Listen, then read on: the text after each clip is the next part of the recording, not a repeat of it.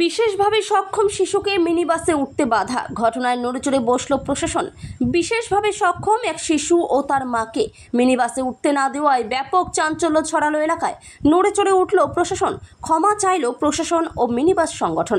ঘটনাটি ঘটেছে দুর্গাপুরের সিটি সেন্টারে। সূত্র মারফত খবর, দুর্গাপুর টাউনশিপের দয়ানন্দ এলাকার একটি বেসরকারি হোমে পড়াশোনা করে পানাগড়ের বিশেষভাবে সক্ষম এক শিশু। সোমবার হোমে আসার জন্য ওই শিশুকে নিয়ে বাস ধরার জন্য সিটি সেন্টার বাস স্ট্যান্ডে দাঁড়িয়েছিলেন তার মা। অভিযোগ, তখন একটি মিনি বাস ওই মহিলাকে দেখে থামলেও বিশেষভাবে সক্ষম শিশুকে দেখে বাসে উঠতে দেয়নি। এতে সমস্যায় পড়েন তিনি। পরে কোনো রকমে অন্য গাড়িতে করে দয়ানন্দের হোমে আসেন এবং বিষয়টি হোমের আধিকারিকদের জানান। এই ঘটনা জানাজানি হতেই মিনি বাস কর্মীদের অমানবিক আচরণের বিরুদ্ধে সোশ্যাল মিডিয়ায় গর্জে ওঠেন বুদ্ধিজীবী থেকে শুরু করে সাধারণ মানুষ। অভিযোগ পৌঁছয় দুর্গাপুর মহকুমা প্রশাসনের কাছেও।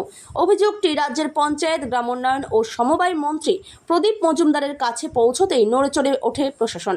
তদন্তে নামে মহকুমা শাসক। তদন্তে মিনিবাসের কর্মীদের দুর্ব্যবহারের অভিযোগ প্রমাণিত হয়। মিনিবাস সংগঠনের কাছে ঘটনা প্রসঙ্গে প্রশ্ন করা হয় প্রশাসনের তরফে। ভুল স্বীকার করে নেয় মিনিবাস সংগঠন। এরপর বুধবার দুপুরে আঞ্চলিক পরিবহন দপ্তরের ভারপ্রাপ্ত আধিকারিক দেবাশিস ঘোষ, জেলা তৃণমূলের সহ সভাপতি উত্তম মুখোপাধ্যায়, মিনিবাস মালিক এবং সংগঠনের কর্মকর্তারা হোমে পৌঁছান এবং বিশেষভাবে সক্ষম ছাত্রের মায়ের কাছে ও হোমের আধিকারিকদের কাছে দুঃখ প্রকাশ করে ক্ষমা চান। ভবিষ্যতে আর এ ধরনের ঘটনার পুনরাবৃত্তি হবে না বলে আশ্বস্ত করেন তারা। যদি আগামীতে কোনো মিনিবাস কর্মী এমন ঘটনা ঘটায় তাহলে তার বিরুদ্ধে আইনানুগ ব্যবস্থা গ্রহণ করা হবে বলেও জানানো হয়। ওই শিশুর মা কি বললেন শুনে নেব। বেসরকারি হোমের সম্পাদক গৌতম ভট্টাচার্য এ বিষয়ে কি বললেন শুনে নেব। এআরটিও আধিকারিক দেবাশিস ঘোষ কি বললেন শুনে নেব। দুর্গাপুর থেকে বিধানচন্দ্র গাঙ্গুলির report, crime press, Bengal news.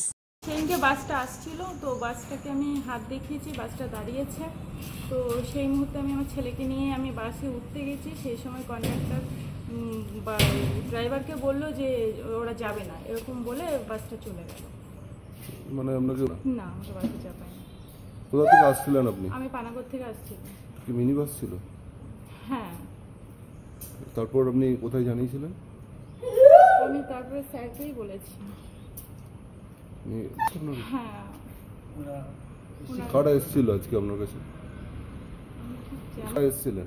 প্রশাসনের লোকরা এসেছিলেন আর বাসের মালিক ওনারা এসেছিলেন। এসে ক্ষমা চেয়েছেন আর বললেন যে ধরনের ঘটনা আর হবে না। কি নাম আপনার? আমার নাম স্বপ্না মণ্ডল।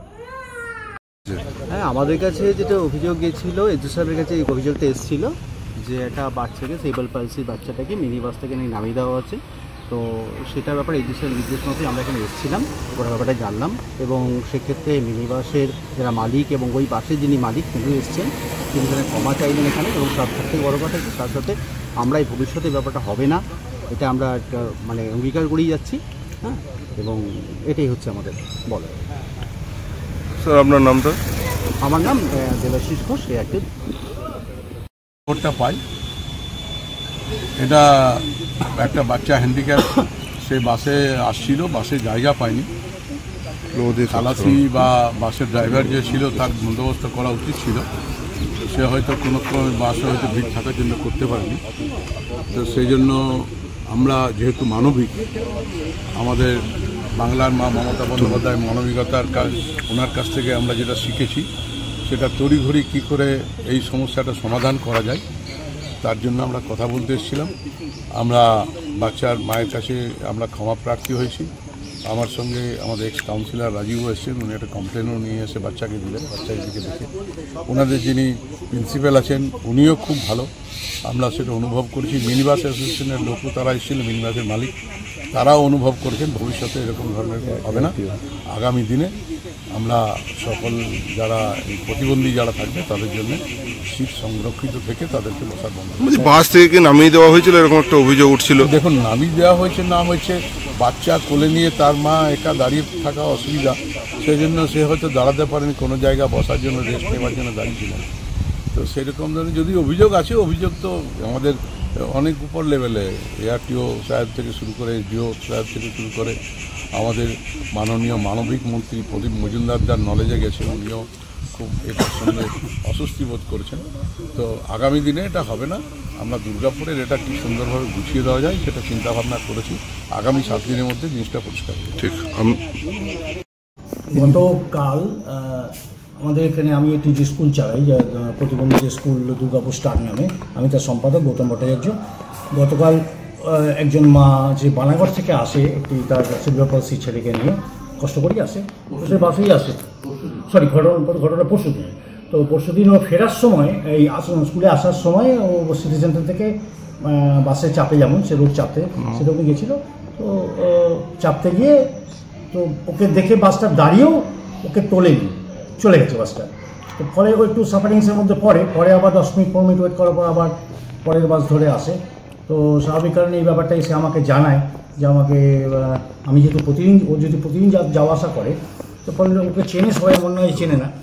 এবার এটা সামনে আসার পর আমি জানাই, একটু সোশ্যাল মিডিয়াতেও জানাই, আমার পরিচিত মানুষজনদের কাছেও জানাই, তারা ব্যাপারটা নিয়ে একটু আলোচনা করে এবং জিনিসটা নিয়ে উপরতলায় যাদের কাছে যাওয়ায় মৌখিকভাবে তাদের কাছে পৌঁছেছে। তো আজকে সবাই বাস সংগঠনের কর্তৃপক্ষের লোক এবং আমাদের উত্তম মুখার্জিবাবু, উনি ERTO, এরা সবাই এসেছিলেন আমার সঙ্গে কথা বলতে। আমরা ওনারা অত্যন্ত আন্তরিক এবং মানবিকভাবে আমাদের সাথে কথা বলেছেন। ভবিষ্যতে এই ধরনের ঘটনা আর ঘটবে বলে মনে হয় না, হবেও না, আমরা প্রত্যাশা করি। তাই আমরাও সেই অর্থে বিরাট অভিযোগ জানিয়েছি নয়, একটা সামান্য আমরা আবেদন করেছিলাম যেন এই ঘটনাগুলো বাচ্চাদের মায়েদের সঙ্গে না হয়। আজকে ওনারা সমাধান করেছেন এবং বলে গেছেন, আশা দিয়ে গেছেন যে এই ঘটনা ভবিষ্যতে কোনোদিন হবে না। আপনার নাম? আমার নাম গৌতম ভট্টাচার্য, আমি দুর্গাপুর স্টারের প্রতিষ্ঠাতা সম্পাদক। ঠিক আছে। তোমার আমার সকলেরই একটাই পছন্দ, মাদার্স চয়েস। ঘরে সুগন্ধি ভাত, প্রতিদিনের রান্নায় নিখুঁত স্বাদ, চাই উন্নত মানের চাল। তাহলে আর দেরি কেন? আজই যোগাযোগ করুন ধনরাজ অ্যাগ্রো ইন্ডাস্ট্রিজ প্রাইভেট লিমিটেডে। আমরা আনি আপনার টেবিলে খাঁটি ও মানসম্মত চাল মাদার্স চয়েস নামে।